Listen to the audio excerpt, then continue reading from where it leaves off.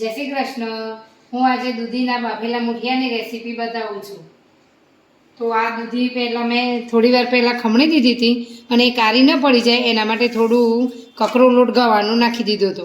હવે એમાં ગવાનો લોટ લેવાનો, એટલે આપણે સંખ્યા પ્રમાણે લેવાનો. આપણે 4 જણની આજે હું 4 થી 5 જણના મૂઠિયા બનાવું છું, તો 2 વાટકી ગવાનો કકડો લોટ અને મકાઈનું અંદાજે 2 વાટકી જેટલું, એટલે હું અંદાજે જ બધું લઉં છું. હવે એને એકદમ મિક્સ કરી દેવાનું. આ રીતે મિક્સ થઈ જાય અને પછી એમાં મસાલા નાખતા પહેલાં એમાં આપણી સંખ્યા હોય એ પ્રમાણે 3 જણ હોય તો 3 ડોકલી અને 4 હોય તો 4 ડોકલીનું એમાં મોણ નાખી દેવાનું, એટલે તેલ નાખી દેવાનું.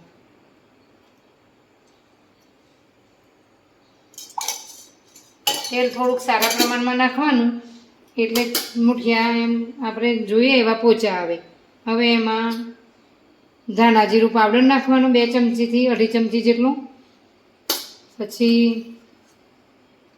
હળદર પાવડર નાખવાનો 1 ચમચી જેટલું. પછી મરચું આપણે પ્રમાણસર નાખવાનું, આપણા અંદાજ પ્રમાણે.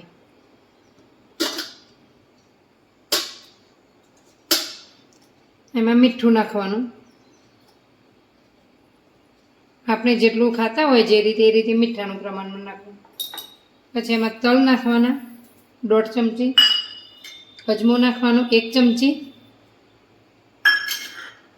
પછી ખોળની જગ્યાએ મેં ગોળનું પાણી લીધું છે, તો ગોળનું પાણી નાખવાનું, આપણા અંદાજ પ્રમાણે નાખી દેવાનું.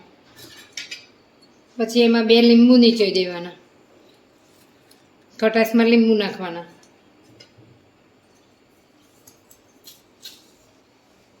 આ ખાટા મીઠા મૂઠિયા બને છે અને એટલા સરસ લાગે છે ને આ ખાટા મીઠા મૂઠિયા, અને પોચા બી એટલા સારા આવે છે. અને આમાં ઘઉંનો લોટ અને બિલકુલ ઘઉંનો ઝીણો લોટ લેવાનો નહીં, નહીંતર એ મૂઠિયા થોડા બગડી જાય છે.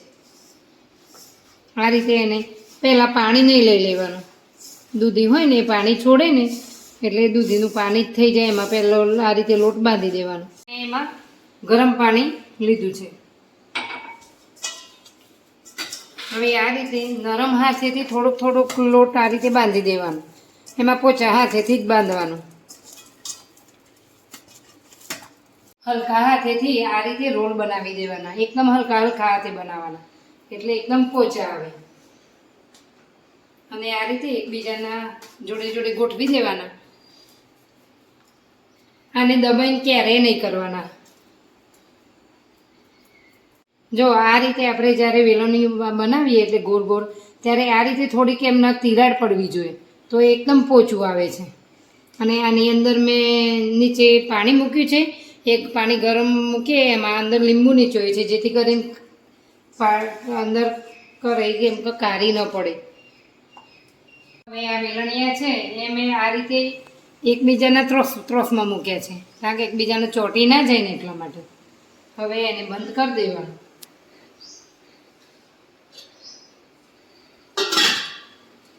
અડધો કલાક સુધી એને બફાવા દેવાનું અને પછી જોવાના આપણે.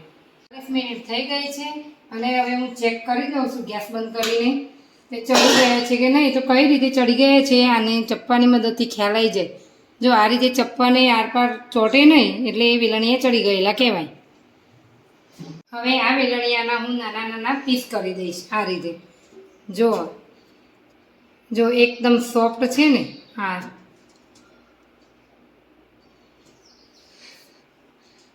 હવે આ રીતે મેં એના નાના ટુકડા કરી દીધા છે અને એનો આ રીતે વઘાર મૂક્યો છે. વઘારમાં મેં દેશી ઘી લીધું છે. દેશી ઘી હોય તો લેવાનું, ના હોય તો કંઈ નહીં.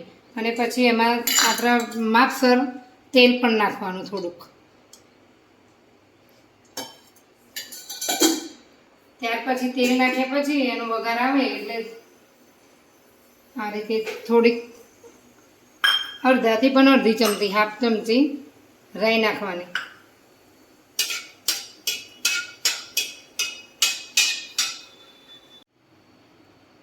આ રીતે તેલ ગરમ અને ઘી બંને ગરમ થઈ ગયા છે અને રાઈ નાખી છે.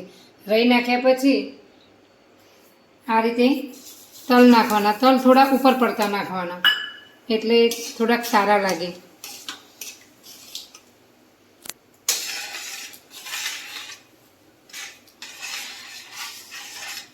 આ રીતે રહી અને તલ એ બંને ફૂટી ગયા પછી અંદર થોડાક લીલા મરચાં નાખવાના, મરચાંના પીસ નાખવાના.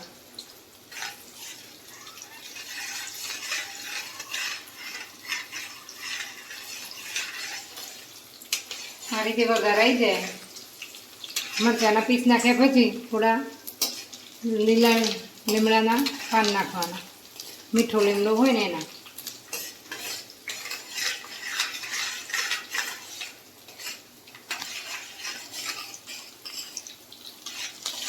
આ રીતે રહી એકદમ રહી અને તલ બંને ફૂટી જાય પછી આ રીતે આપણા વઘારિયા અંદર થોડા થોડા નાખતા જવાના અને એને હલાવતા રહેવાનું.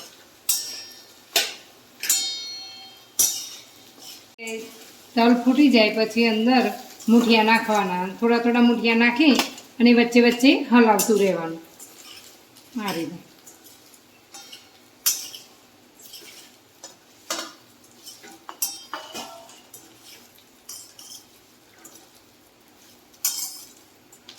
જો આ બની ગયા દૂધીના મૂઠિયા વેલણિયા. જો કેટલા સરસ લાગે છે ને. હવે આ વેલણિયા બની ગયા છે અને ઉપર આ રીતે મેં દાણા નાખી દીધા છે. જો કેટલા સરસ લાગે છે ને.